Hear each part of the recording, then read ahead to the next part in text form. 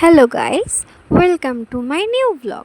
তো আমার চ্যানেলে আপনাদের খুব সকালবেলা ঘুম থেকে উঠলাম, তো উঠে চটজলদি করে বিছানাটা গুছিয়ে ফেললাম।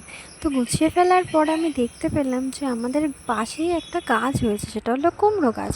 তো বাবা ভালো করে আমার জন্য একটু শরবত নিয়ে এসেছিলো, শরবত বলতে একটু আখের রস। তো আমি ওটাই খেয়ে নিলাম।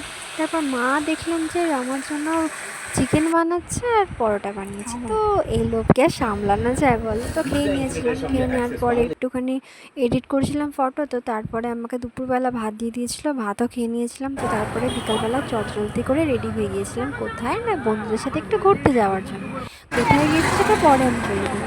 তো ভালো করে যাচ্ছিলাম, যেতে যেতে তো এখানে কটা সেলফিও তুলে নিয়েছিলাম।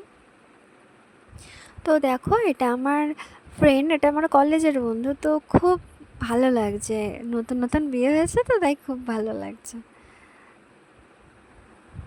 তো আমাকে কটা আইসক্রিমও কিনে দিয়েছিল, তো আমি খেয়েছি। খাওয়ার পরে আইসক্রিমটা বেশ টেস্টি লাগছিলো। অনেক দিন পর খেলাম, কারণ ঠান্ডা লাগার ভয়ে আমি খুব একটা আইসক্রিম খাই না। তো বাইরের ওয়েদারটা তো অসাম লাগছে। তো তারপর অনেক ভিড় হয়েছে বলে আমি বললাম চলেই যাই বলে বাড়ির দিকে রওনা দিলাম।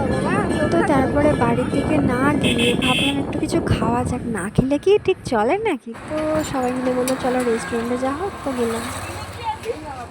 তো এই রেস্টুরেন্টটা আমার ঠিক চেনা না, কারণ এটা আমার এই ফ্রেন্ডটার বাড়ির দিকে। তো তো তাই জন্য ওকে বলি তুই চল আগে আগে, আমি যাচ্ছি।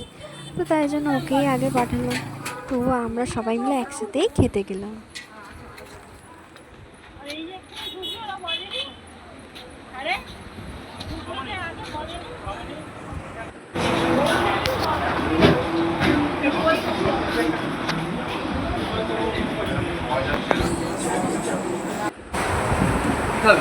তো ওরা আমাদের বলছিল কি খাবো, অর্ডার দেবো, কী অর্ডার দেবো।